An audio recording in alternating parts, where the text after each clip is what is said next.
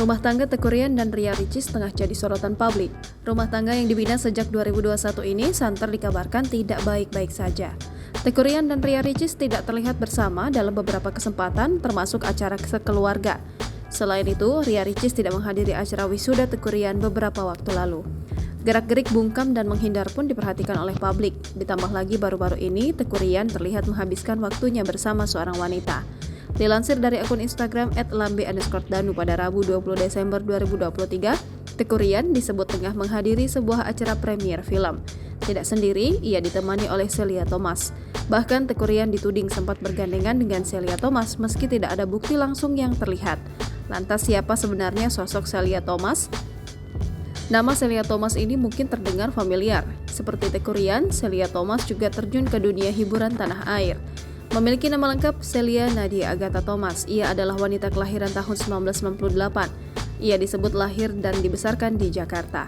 Pada tahun 2011, ia bergabung dengan proyek film berjudul Milly dan Nathan. Ia juga pernah berperan dalam film Hagesu atau Hantu Gendong Susu pada tahun 2015. Ketimbang film layar lebar, Celia Thomas lebih aktif membintangi serial televisi alias sinetron. Sebut saja Cinta Fitri Season 7 2011, Pangeran 2015, dan Sinema Pintu Taubat 2016. Selain film dan sinetron, Celia Thomas tercatat pernah tampil di beberapa FTV. Ia pernah berperan dalam Jangan Pink Tengah Malam di tahun 2015 dan Entah Jebakan Batman 2018.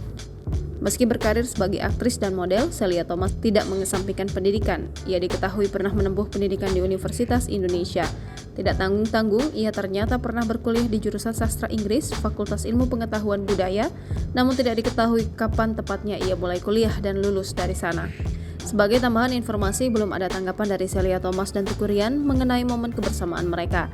Beberapa netizen menilai bahwa pertemuan mereka sebatas pekerjaan. Terkait tudingan menggandeng tangan, tidak ada bukti jelas yang terlihat di video. Diduga Teuku Ryan memang tidak menggandeng tangan sang aktris. Konon pria yang menggandeng tangan Celia Thomas adalah manajernya sendiri. Manajernya tersebut adalah Dey Syaputra Raeger. Download Tribun X sekarang, menghadirkan lokal menjadi Indonesia.